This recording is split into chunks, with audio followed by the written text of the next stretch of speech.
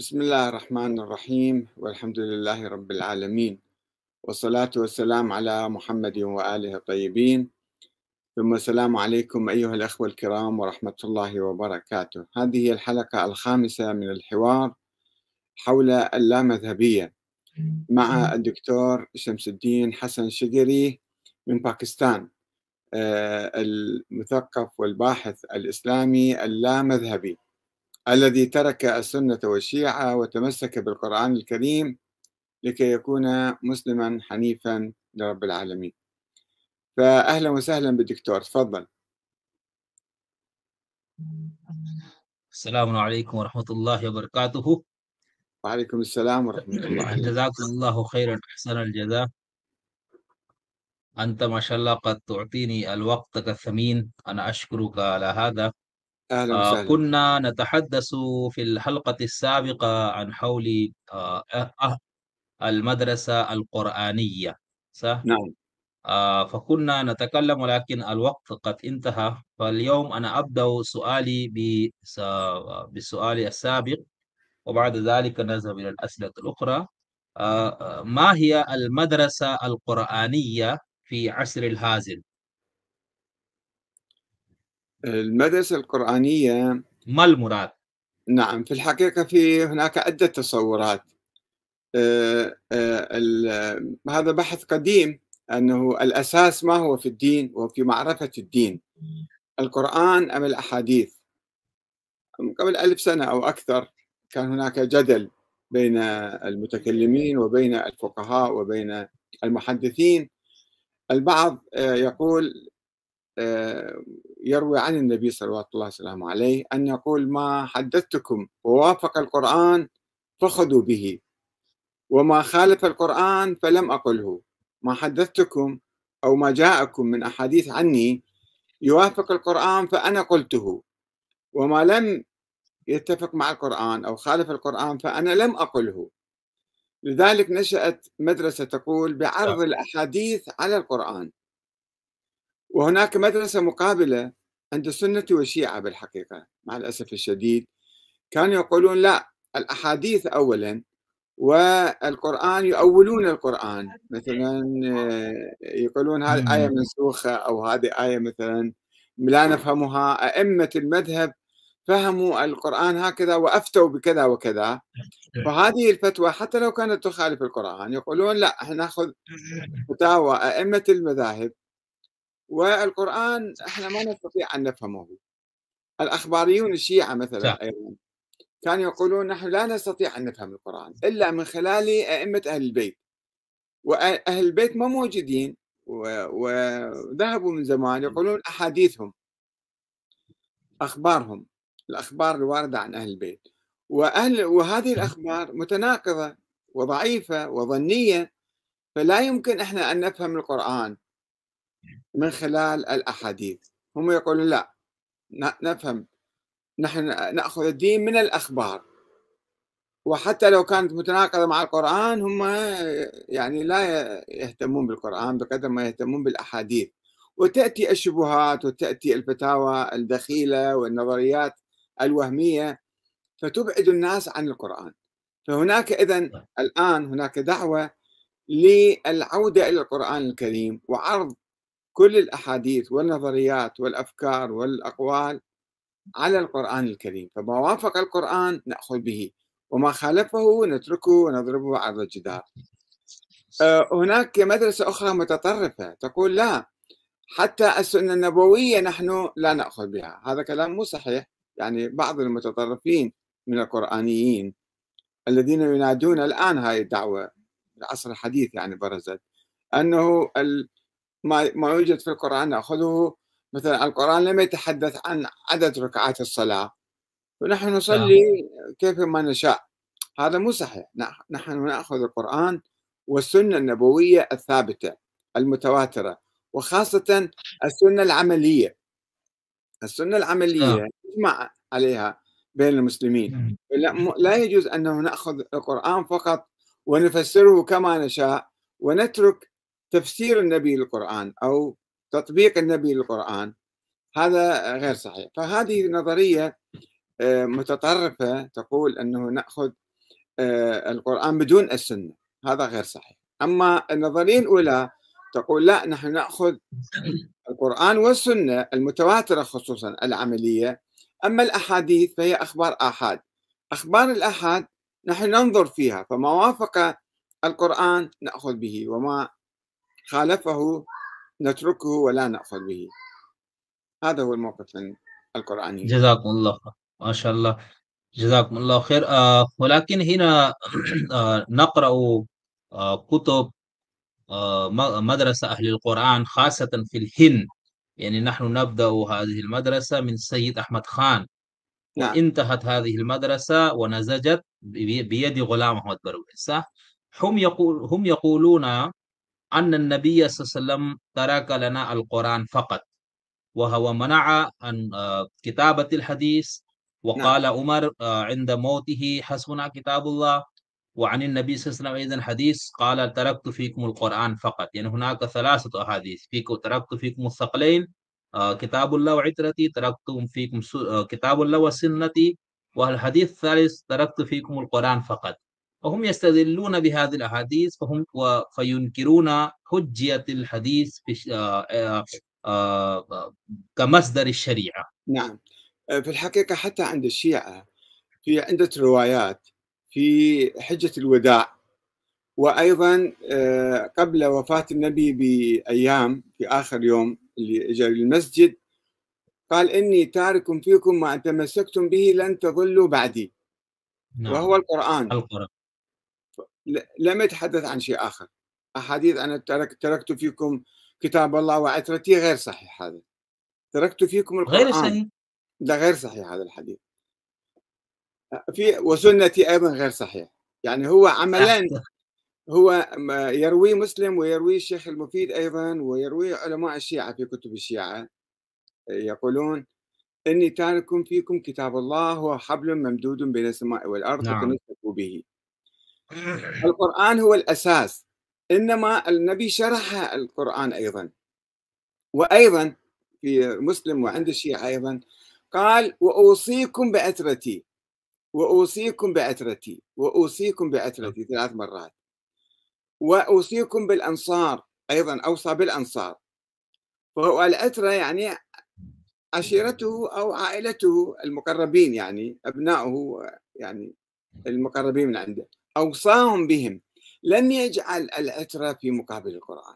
العترة كلمة عامة وغامضة. العترة هي العشيرة باللغة العربية، فكيف يجعل العترة؟ البعض يضيف يعني يتلاعب بهذا الحديث، أنه قال النبي: أوصيكم بكتاب الله، أني تارك فيكم الثقلين كتاب الله وعترتي، وأحدهما أكبر من الآخر، إنهما لن يفترقا حتى يرد عليه الحوض. كيف؟ الآن لا توجد العترة، فإذا مفترقة، إذا هذا الحديث مو صحيح، عملا مو صحيح هذا الحديث. وثم نعم. أنه كيف يجعل العترة اللي هي كلمة عامة عدل القرآن؟ لا يعادل القرآن شيء، حتى النبي لا يعادل القرآن. القرآن كلام الله، لا يمكن للنبي أن ينسخ القرآن أو أن يعني يكون عدل القرآن. النبي مفسر ومبلغ للقرآن، فلا يوجد شيء اسمه العترة أو السنة أو كذا في مقابل القرآن. نعم النبي أوصى بالعترة كما أوصى بالأنصار، قال: أوصيكم بالأنصار، هؤلاء يعني آثروا على أنفسهم و يعني أعطوا للمهاجرين، فأوصى بهم ولم يجعلهم هم مشرعين، ولم يجعل العترة أو الأنصار هم مثلا يعني هم أوصياء على الدين، لا في السياسة ولا في الدين. هم ليسوا أوصياء على الدين، لا يوجد أحد وصي على الدين، فترك صح. القرآن. قال: إني أوصيكم، إني تارك فيكم ما أن تمسكتم به لن تضلوا بعدي، كتاب الله، هذا حبل الله المنزل من السماء إلى الأرض. فهذا هو القرآن. إنما لا ينفي هذا السيرة النبوية العملية، يعني السنة العملية، وأيضا الأحاديث الصحيحة المتواترة التي توافق القرآن، نحن أيضا نأخذ بها، لا نترك الأحاديث، لا نضرب الأحاديث كلها. كل ما يوافق القرآن نأخذ به. وإذا شفنا حديث يخالف القرآن أو يخالف العقل أو يخالف الواقع فلا نأخذ به. ولكن أنا أظن أنك قلت في الحلقة السابقة أو قبل السابقة لا توجد أحاديث المتواتر، فكيف يعني أنت تقول لا لا القرآن؟ لا لا لم أقل ذلك. توجد أحاديث في الزمن الأول في القرن الثاني الهجري. الإمام أبو حنيفة والمعتزلة كانوا يقولون لا توجد أحاديث متواترة إلا حوالي 70 حديث صح. أو أقل أو أكثر، يعني 70 للكثرة يجيبوا، يعني أنه مجموعة أحاديث. أما بقية الأحاديث فهي أخبار آحاد. أخبار الآحاد التي تروى واحد عن واحد عن واحد عن واحد، هذه مم. ليست متواترة، هذه أخبار. نحن ننظر فيها إذا كانت معقولة وتتوافق مع القرآن نأخذ بها. لا، هذه ثروة كبيرة الأحاديث، لا نضرب الأحاديث مرة واحدة، ولكن بعد التحقيق في السند والمتن نأخذ بها. والأخبار المتواترة، الأحاديث المتواترة هي قليلة جدا. صح. فهل نستطيع أن نقول يعني أنك تتعلق أو تنمي إلى مدرسة القرآنية التي تعتقد حسبنا كتاب الله والسنة العملية فقط؟ هل أنا هو فهمت؟ هذا الدين هكذا. الدين هو هكذا، الدين الإسلامي هو ما يوجد في القرآن وما شرحته السنة النبوية من تطبيقات. أما الإضافات الأخرى هذه كلها أخبار يعني ننظر صح. فيها. صح. فهل فكيف مثلا في القرآن هناك بعض الآيات المطلقة وبعض المقيدة وبعض نعم. العام والخاص، فهل أنت تخصص عموم القرآن بالحديث أو تقيد حكم القرآن بالحديث أم لا؟ لا، هو هذا موضوع جدلي بالحقيقة. مثلا الوصية للأقربين، الوصية نعم. الوصية أنه إذا واحد مات حق. هناك فرائض لتقسيمات الإرث. وهل نعم. يستطيع مثلا الميت أن يوصي إلى ابنه أو بنته الصغيرة مثلا، أو واحد مريض أو واحد كذا، أن يوصي له أكثر من حصص الآخرين؟ فيقولون في حديث أن لا وصية لوارث، نعم. بينما القرآن مطلق أنه الوصية من بعد وصية يوصي بها أو دين، لا يقول أنه وارث. فنأخذ بالقرآن ولا نأخذ بالحديث. يعني هذا جدل فقهي موجود، هو هنا يعني يبدو الاختلاف. فما رأيك يعني ما لا، أنا معيارك؟ أعتقد التمسك بالقرآن أولا، ما دام القرآن لا يقيد هذا الشيء. لتأتي ضرورات، واحد يعني يموت وعنده تركة وعنده أبناء كبار وأبناء صغار، فالأبناء الصغار يحتاجون إلى وصية أكثر فيهم. مم. أو واحد صح. مريض أو بنت مثلا غير متزوجة تحتاج إلى حصة أكبر. أما الحصص الأولية هو اللي قسمها القرآن الكريم. ولكن إذا أراد الإنسان أن يعطي أكثر فمن حقه، لماذا نمنعه يعني؟ وهذا من العدل وليس من الظلم يعني. فآية الوصية يا شيخنا المكرم يعني تبتدأ من كتبت عليه إذا حضر أحدكم الموت نعم. الوصية للأقربين. لا ترك وبعد شيء. ذلك يقول الله تعالى حقا على المتقين، يعني نعم. هذا بالتأكيد، ولكن الحديث نسخ هذا هذا مثل الحكم أو مثل واحد. قيد. هذا مثل واحد. عندنا مثل آخر، زواج المؤقت. مثلا في القرآن آية صريحة حول م- الزواج المؤقت. يقولون هناك حديث غير مجمع عليه، حديث خبر آحاد وفيه نظر أيضا. فيمكن نلغي هذا القانون أو لا نتشبث بالأحاديث ونلغي القرآن. هذا موضوع مهم جدا بين السنة والشيعة، وحتى داخل السنة نعم. أيضا من صح. ينظر فيه. صح. صح. آه، يا شيخنا المكرم، الشيعة والسنة هم يقولون أن مدرسة القرآنية أو مدرسة أهل القرآن بشقيهما، يعني بإنكار حجية الحديث تماما، أو بالتعبير الأخرى كما قلت هم يقولون حين أنكرتم حجية الحديث الآحاد وغير ذلك فأنتم تفسرون القرآن برأيكم. يعني مثلا هم يقولون في آية التطهير صح؟ هناك يعني سياق الآية وبعد سباق هو يعني تتعلق بالأزواج، أزواج ولكن النبي، نعم. نعم، ولكن هو قال ليطهركم تطهيرا، يعني هذه إنما الآية يريد الله ليذهب عنكم الرجس ويطهركم تطهيرا. رجع. نعم. فهم يقولون حين أنت تقرأ القرآن وأنت تستدل فقط بالقرآن، فأنتم تقولون المراد من أهل البيت هم أزواج النبي، ولكن نعم. هنا نذهب إلى أحاديث السنة والشيعة نعم. وأحاديث الزيدية أيضا. هناك نجد أحاديث كثيرة، يعني هذه آية، هذه القطعة تتعلق بأهل بيت النبي فقط ليس أزواج، فما أنت يعني لا، ما ممكن تقول يعني في هذا ما هذه. يتعارض مع القرآن يعني. هي الآية تخاطب زوجات النبي، صحيح، والآية جاية ضمن آية. هذه إنما يريد الله إرادة تشريعية وليست إرادة تكوينية. إنما يريد الله يعني الله سبحانه وتعالى عندما خاطب أزواج النبي بأنه أنتم لستن كأحد من النساء إن اتقيتن، فلا يجب أن تلتزموا بكذا وتتجنبوا كذا، وتعليمات الآيات العديدة. وقال لماذا هذا الشيء؟ إنما يريد الله ليذهب عنكم الرجس، حتى أحد لا يحكي عليكم، ويطهركم تطهيرا. فإرادة تشريعية، يعني يطلب منهم أن يعملوا كذا وكذا، كما في آيات أخرى ويطهركم أو كذا. مو يعني الله صح. تكوينيا أحدث هذا الشيء. تكوينية صح. فإذا جاءنا حديث أن النبي قال، حديث الكساء مثلا، جمع نعم. السيدة فاطمة الزهراء عليه السلام والإمام علي والحسن والحسين، وقال اللهم إن هؤلاء أهل بيتي، يدخلوا في أهل بيتي، ويطلب منهم أيضا نفس الشيء. فالذين تمسكوا بهذا الحديث وضربوا القرآن وقالوا لا، هذه الآية لا تخاطب زوجات النبي، إنما أرادوا المعنى التطهيري، المعنى التكويني، وهو ليس مفهوما من الآية. الآية تشريعية وليست تكوينية. يعني أنتم خلاص، أنتم الله قد طهركم تطهيرا، لم يقل قد طهركم، يريد أن يطهركم. يريد أن يطهر. فلذلك صار التباس بالموضوع، ووجد البعض في تعارض بين هذا الحديث أو بين الآية القرآنية. فإحنا يمكن أن نجمع بين الموضوع، ما في إشكال إذا فهمنا الفهم التشريعي وليس الفهم التكويني. صح صح. كذلك يعني، فهل أنت تقول يعني هذه الآية مشتملة أزواج النبي وعائلة النبي السيدة مو فاطمة؟ مشكلة، النبي واحد. إذا صح أدخل عائلته معاهم.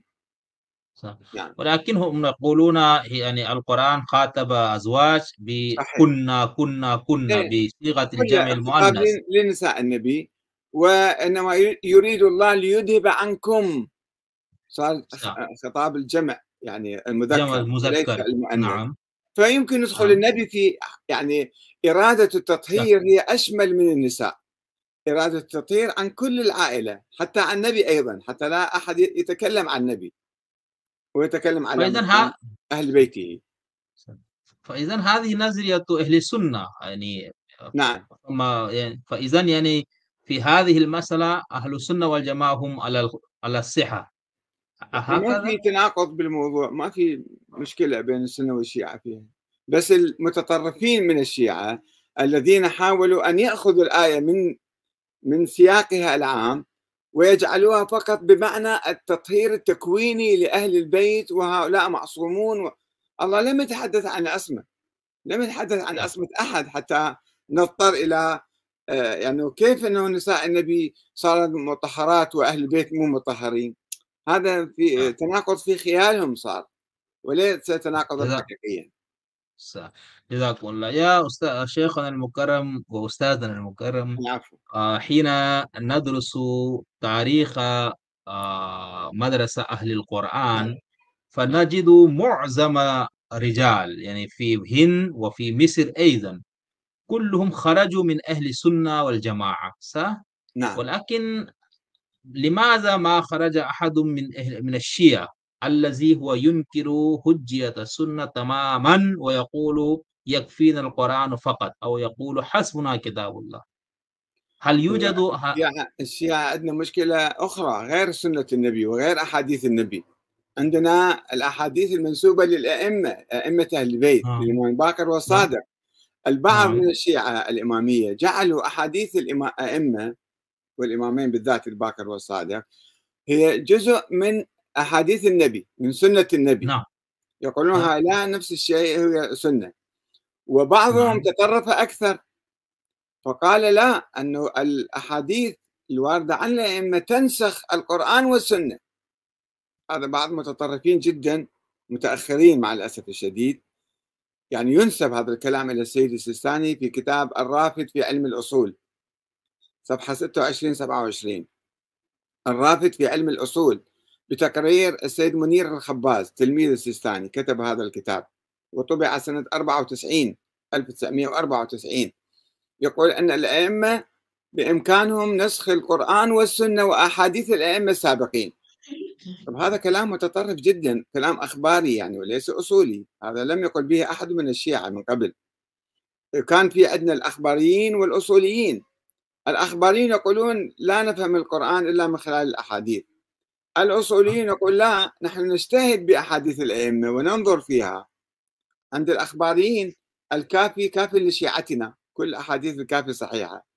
نعم. الأصوليون عندما أسسوا المذهب الاثني عشري في القرن الرابع الهجري، الشيخ المفيد والشيخ الطوسي والآخرين، بدأوا يحققون بأحاديث الكافي وبكل الأحاديث المنسوبة للأئمة، ونشأ علم الرجال.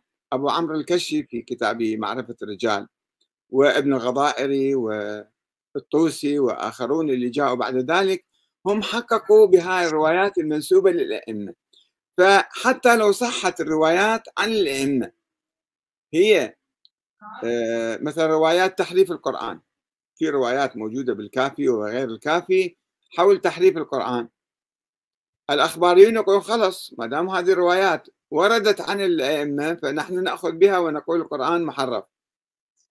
الأصوليون في القرن الرابع الهجري، الشيخ الصدوق بداية والشيخ المفيد والشيخ الطوسي ومن جاء بعدهم الطبرسي، قالوا لا، لا نأخذ هاي الأحاديث، هاي الأحاديث غير صحيحة.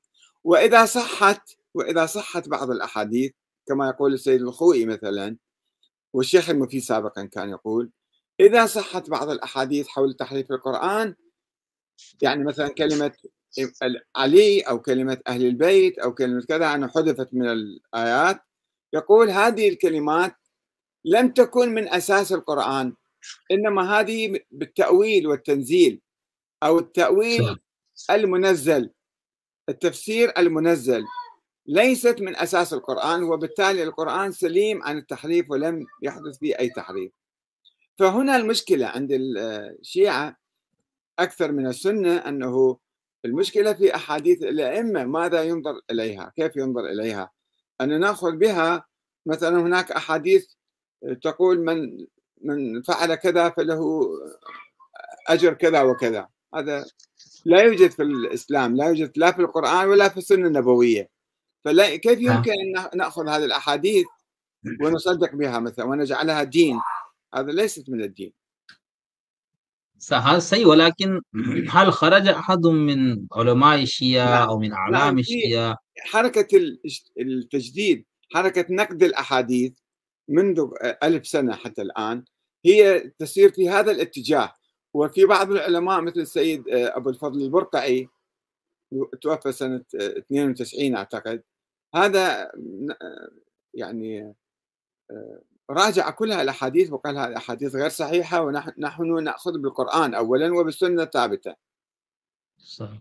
فهناك في طهران دكتور مصطفى طباطبائي، نعم، ورجل آخر اسمه يعني حيدر علي محسن قلمداران، قدي حيدر علي قلمداران أيضا، خلال قلمدران، ومصطفى طباطبائي، مصطفى ومحسن طباطبائي. نعم، قديور. هل هؤلاء هم من أهل القرآن؟ يعني نحن نستطيع. نعم، بالذات مصطفى طباطبائي هو الآن موجود حي معاصر يعني.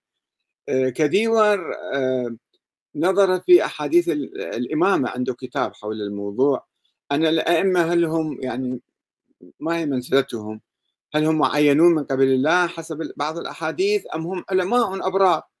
فهذه نظرية، هو كتب الأئمة علماء أبرار، كتابه في هذا، لم يبحث كثيرا في مسألة الأحاديث والقرآن، أنا لم أرى يعني، ربما هو بحث.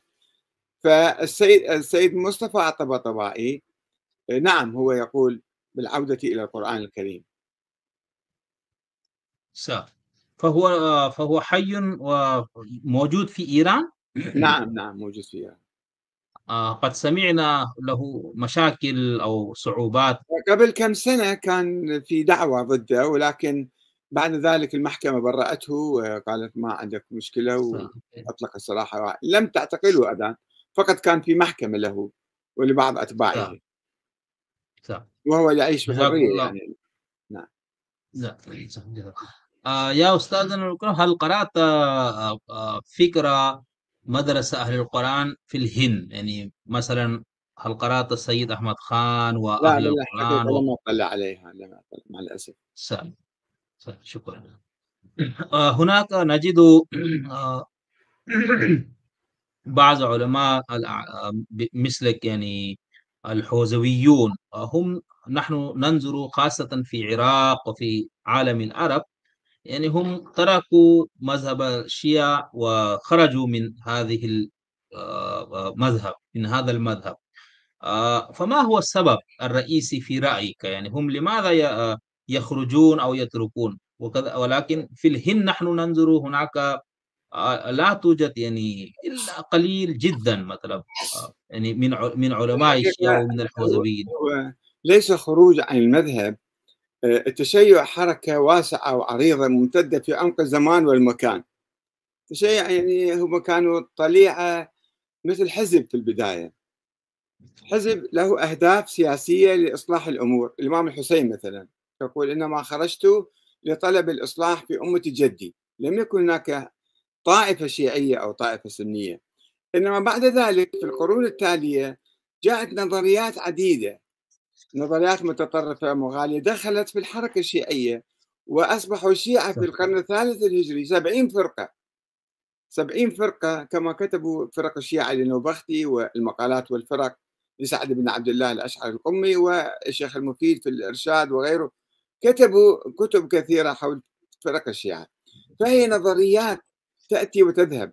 الشيعة اليوم في الحقيقة يعني هم خلف الإمامية. الإمامية قالوا أن الإمامة والحكم في هذه سلالة، ثم انقسموا إلى كما تعرف إلى إسماعيلية وموسوية.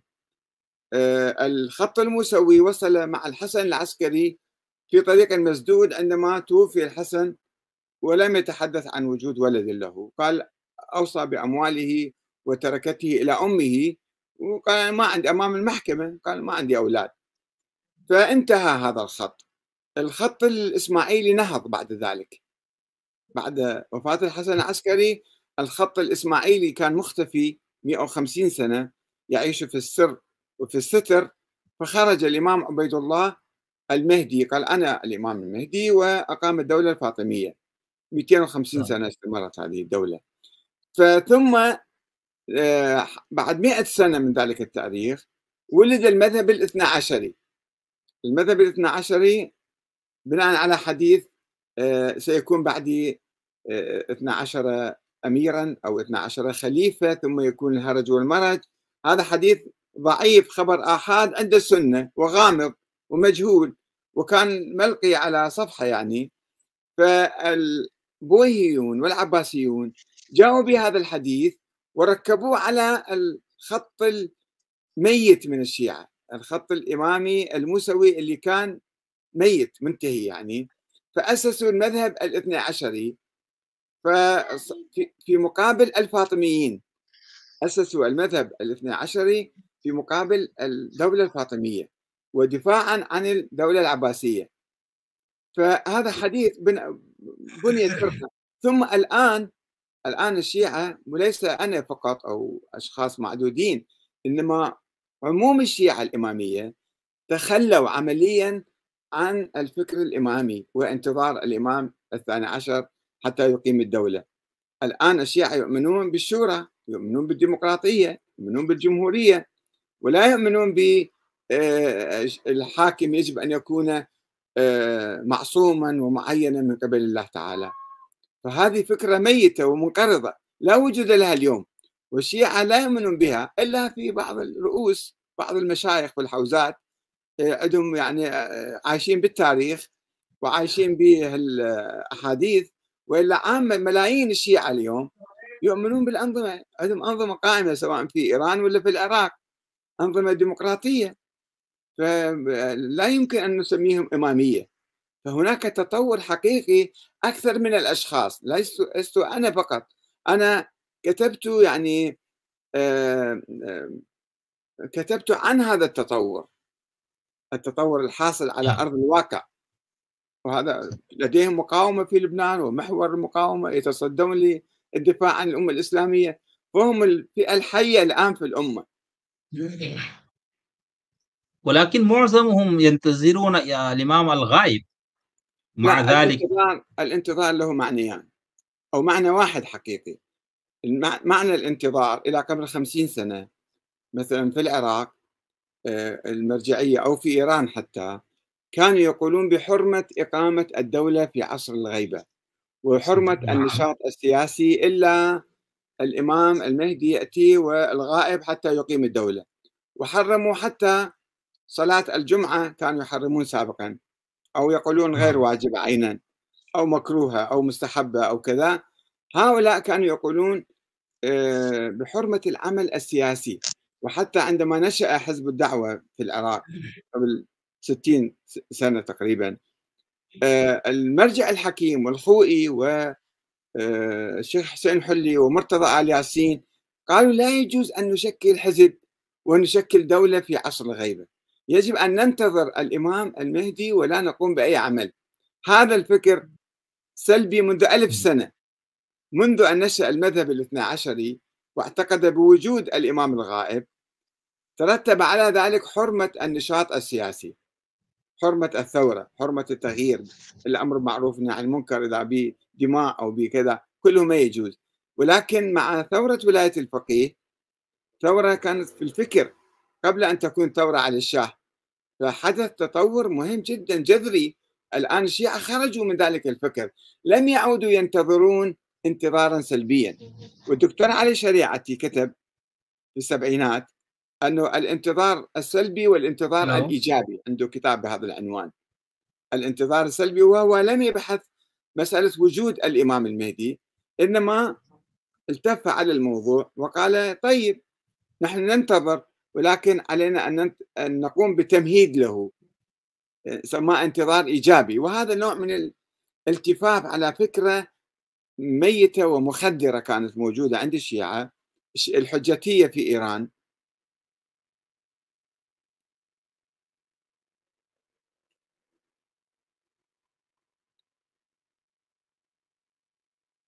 نعم، الحجتية في إيران كانوا يؤمنون بأنه لا يجوز الثورة على الشاه، وإنما يجب انتظار الإمام حتى هو يقيم الدولة. وكذلك في العراق كان هذا الفكر موجود، وربما حتى الآن بعض الشيعة المشبثين بالفكر القديم يرفضون التطور الديمقراطي والتطور الثوري اللي حاصل في العقل الشيعي. احنا فقدنا الاتصال مع الأستاذ شمس الدين حسن شقري، ونأمل أن يعود إلينا بعد قليل.